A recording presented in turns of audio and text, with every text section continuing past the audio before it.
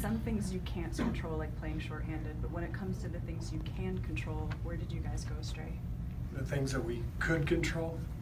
Well, right from the beginning, just the level of competition wasn't where it needed to be. You know, it was 11-0 in about 3 minutes, 4 minutes, and looked to me like we were jogging up the floor. You can't play basketball jogging.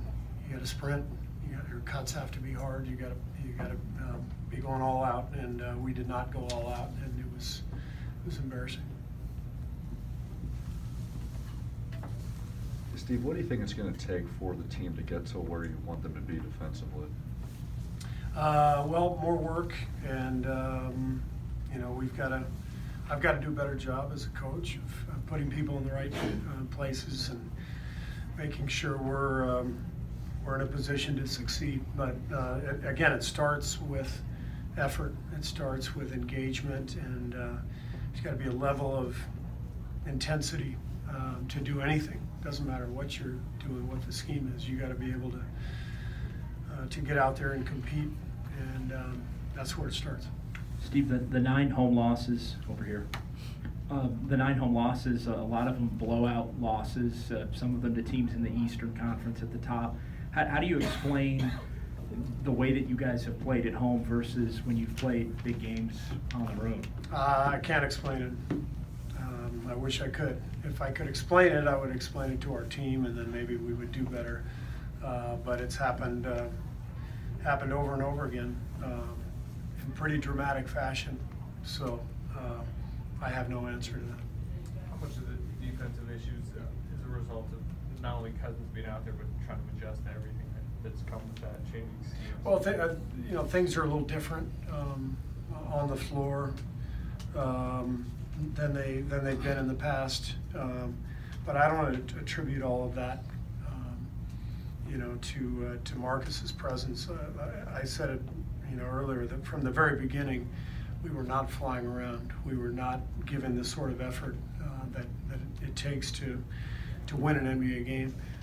The other stuff I've got to do a better job with, you know, making sure we're in the right defensive schemes and get the right combinations on the floor. So it's a group effort, and I'm you know, I'm the coach, so I got to make sure that I'm doing my job. But it starts with a passion and an anger and an intensity,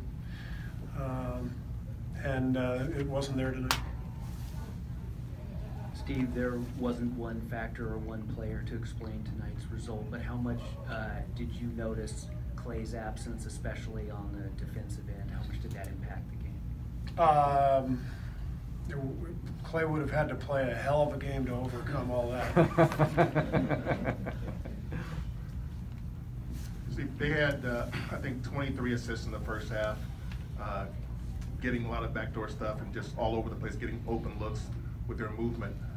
Some of that obviously was on defense, but I mean, is that what they've been doing, or is this something that they find a gear that they hadn't shown in recent games? Well, they played a hell of a game. I mean, 38 assists and 11 turnovers. That's about as good as it gets.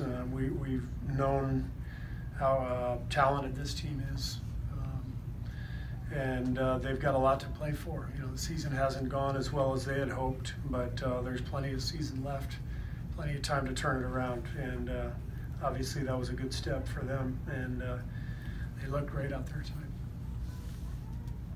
Steve, what was your read on DeMarcus's technical and everything that led to that, as well as just his frustration? No idea. I didn't see exactly what happened, so I'll watch the tape. Anything else? Thanks. Good. Great. Thank you.